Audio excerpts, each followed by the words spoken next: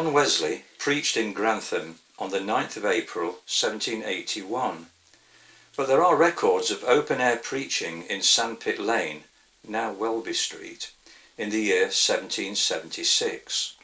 Later, meetings took place in the house of Mr. Streeton. The Grantham Methodist Society had first been recognised in the year 1788, when it was joined to the Nottingham circuit. The conditions in which it met were primitive indeed. A Mr. Newcomb had an ironmonger's business next door to the Angel and Royal Hotel.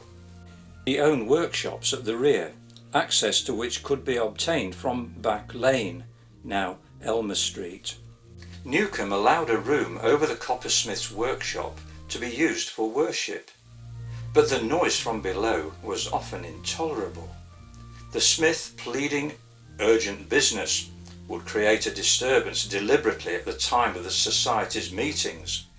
In addition, it was necessary to post stewards at the foot of the ladder, which gave access to the upper room, since mischievous persons would often seek to remove it whilst the service was in progress. However, in spite of such impediments and other minor persecutions, Methodism continued at Back Lane until the first Finkin Street Chapel was opened at the corner of Finkin Street and Elmer Street. By 1802, there were 48 Methodist members in Grantham, and it was this little group which undertook to build for themselves the first of the Finkin Street chapels. A large number of children attended Sunday school from the beginning, and for a lack of other accommodation, they met in the chapel itself. This arrangement continued until 1816, when a schoolroom was built in the yard behind the original premises. It was found inadequate for the numbers attending, and in 1818 a larger school was in use at Little Gonnerby. This was probably the old theatre at the end of Swinegate. In 1835 this too was found to be too small for the numbers seeking admission. When the new church was built in 1840, a Sunday school was built to the rear and on the east side. The present schoolroom, adjacent to the modern Shepherd Hall, was built in 1874 on the site of the old one. Until the year 1839, the members were not seeking a different site. It was thought that an extension along Finkin Street in a westerly direction would be possible. There was a commodious dwelling next door which might be for sale. The owner was asking £830. The trustees were unwilling to pay this sum, especially in view of the large-scale rebuilding which would be necessary afterwards. The trustees then offered £800, but received a curt refusal. The owner then said he would accept £820, at which the trustees offered him £810. With a difference of only £10, a positive result seemed certain. But at this point, Thomas Dixon and John Rogers approached Mr. Langwith, who owned the land further down Finkin Street, where the present chapel stands. There was a small cart and carriage works on the site, but plans were afoot to move this business elsewhere. Purchase of this land was rapidly completed, much to the chagrin of the owner of the house, who thought that a sale was certain. Thomas Dixon and his brother David had travelled to many places in Lincolnshire gathering ideas on buildings. Plans were drawn, presented and approved. The builders Greasley and Stretton began work in February 1840, and by the 28th of January 1841, 400 persons sat down to tea at the official opening of the new chapel.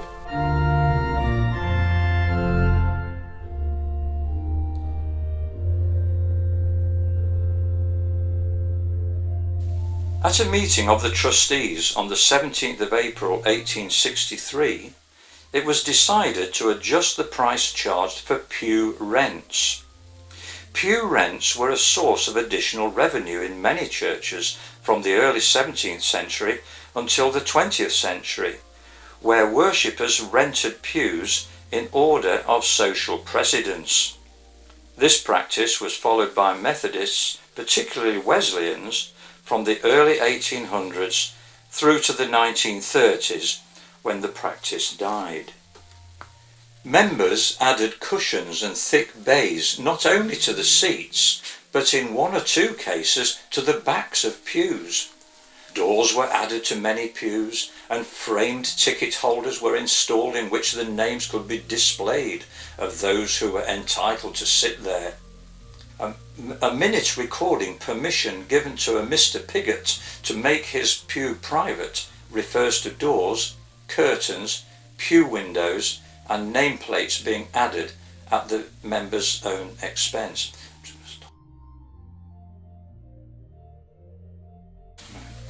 Two plaques were installed in recognition of two founding members, Richard Hornsby, founder of Richard Hornsby and Sons, manufacturers of agricultural machinery, who was a great benefactor to Methodism in Grantham, and Thomas Dixon, who had a great love for music. He had a fine singing voice and was a competent pianist and organist. He remained a local preacher for more than 50 years. When plans were discussed for this chapel, he insisted that the design of the choir area should be such as would permit an organ to be installed at a later date. Until the year 1857, the singing was accompanied by an amateur orchestra. Unfortunately, these two plaques are no longer visible. They exist in a dark passage behind the pulpit. A third plaque can be seen on the wall to the left of the pulpit, in memory of William Hornsby, son of Richard. William Hornsby inherited a strong love of the Wesleyan faith from his father, who was actively concerned in the erection of this church. For 3 years he held the important post of circuit steward. For a time he was Sunday school secretary and also a teacher. William Hornsby took a leading part in the erection of the Wesley Chapel at Spittlegate in 1874, feeling most keenly that something ought to be done for the spiritual welfare of this densely populated district. At their meeting on the 4th of October 1873, under the chairmanship of the Reverend W.G. Pascoe, there was a discussion about the inadequate Sunday school here in Finkin Street. It was suggested that an additional room might be created in the loft space. In the end, it was accepted that the whole building be demolished and a new one built in its place. For nearly 70 years, the Methodist Church in Grantham had the responsibility for a day school in the town.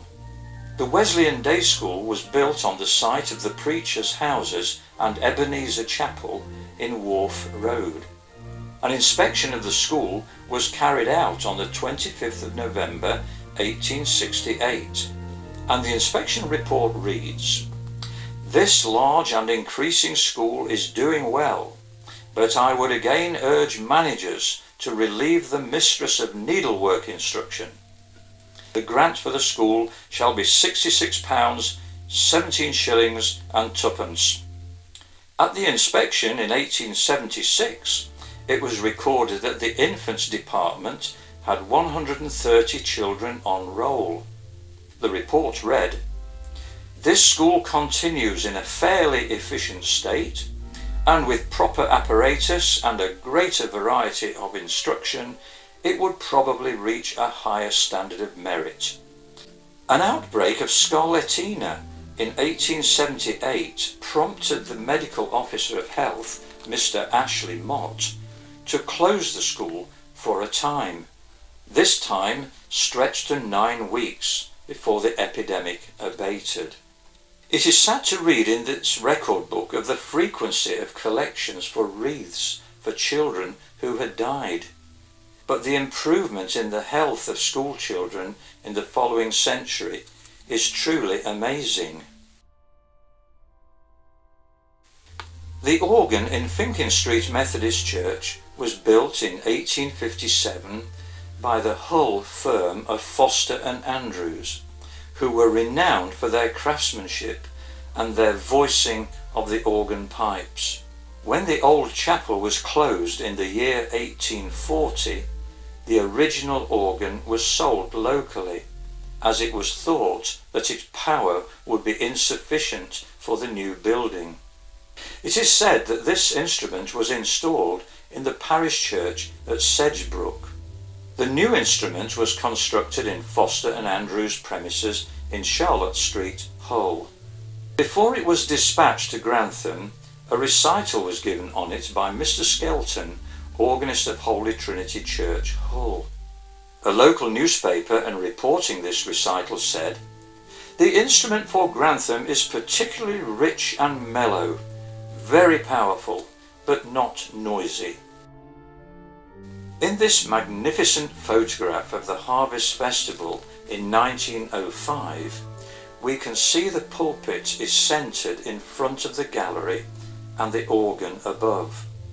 The alterations in 1924 included a complete replacement of what we see in this picture. Only the organ remained. On the wall either side of the pulpit we can see the two plaques visible before 1924.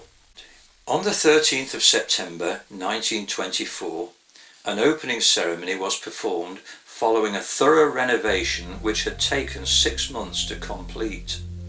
This work included stripping out the old box pews, gallery, pulpit, floors, stairs and doors.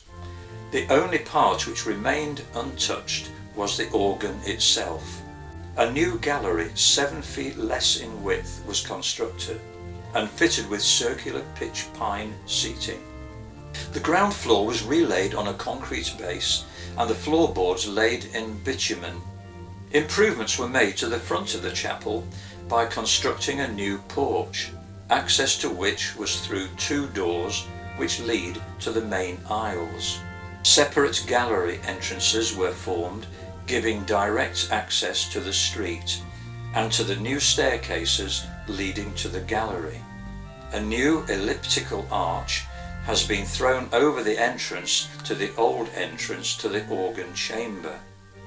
This arch is supported by 4 scagliola columns with moulded caps and bases. There had been a remarkable flowering of musical activity in Methodist churches generally in the first 60 years of the 20th century, and Finkin Street was part of that movement. On the 20th of December 1925, after a shortened service, the choir sang part 1 of Handel's Messiah. The secretary reported that 21 sopranos, 8 contraltos, 9 tenors and 12 basses took part. It is worthy of note that the Grantham Music Festival, which continues to this day, originated in a committee meeting of the Methodist Guild at Finkin Street Chapel in September 1935. Finkin Street Choir won the Festival Shield in 1937 and were invited by the British Board of Music Festivals to send 4 singers, 1 from each section of the choir, to take part in a celebration concert to be held at the Royal Albert Hall on Empire Day 1938. This was on the occasion of the coronation of King George VI, and he and other members of the royal family would be present. Those chosen to go were Hilda Smith, soprano, Nellie Towers, contralto, Leonard Codd, tenor, and Cecil Eden, bass. It is interesting to note that the original letter of thanks from His Majesty George VI has been preserved and is included here. In 1951, the organ underwent construction of the inner workings. At the dedication and reopening service, the guest organist was Francis Jackson, Master of Music at York Minster. A souvenir handbook which was issued on this occasion states, "For nearly 100 years this organ has rendered good service in the worship of God, and its great age is a splendid tribute to the fine quality of work and the craftsmanship which produced it. The pipes, so cunningly wrought in metal and wood, are still in good condition. Every one of the 1,163 of them finds a place in the restored instrument. John Heald, the present organist, is keeping up the tradition tested by his predecessors, and his playing of this beautiful organ is an inspiration week by week." Grantham's most famous daughter and 1970 Secretary of State for Education, here dedicating a lectern in honour of her late father Alfred Roberts, who had died earlier that year. Also pictured are Alderman Roberts, other daughter Muriel Cullen with his widow, and Reverend Cox. Margaret Hilda Roberts was born on the 13th of October 1925 in Grantham, here in Lincolnshire. Her parents were Alfred Roberts, 1892 to 1970, who came from Northamptonshire, and Beatrice Ethel, née Stevenson, 1888 to 1960, from Lincolnshire. She spent her childhood in Grantham, where her father owned 2 grocery shops. In 1938, prior to the Second World War, the Roberts family briefly gave sanctuary to a teenage Jewish girl who had escaped Nazi Germany. Margaret, with her pen-friending elder sister Muriel, saved pocket money to help pay for the teenager's journey. In 2008, Finkin Street Methodist Church joined with the United Reformed Church, forming a local ecumenical partnership under the new name of ChristChurch. The United Reformed Church, formerly the Congregational Church, situated on the corner of Avenue Road and Castlegate, was sold, and the funds used for urgent refurbishment at the Methodist Church in Finkin Street. Here we can see Castlegate members transferring to Finkin Street, where they were welcomed into the newly formed ChristChurch. In 2018, ChristChurch celebrated the 10th anniversary of the joining together of these 2 churches. And it's quite remarkable how the 2 congregations work and worship together as one church. Today, the combined skills and expertise of these 2 groups continue to develop a place that is reaching out to the townspeople of Grantham and the surrounding area, as we see the congregation steadily increase.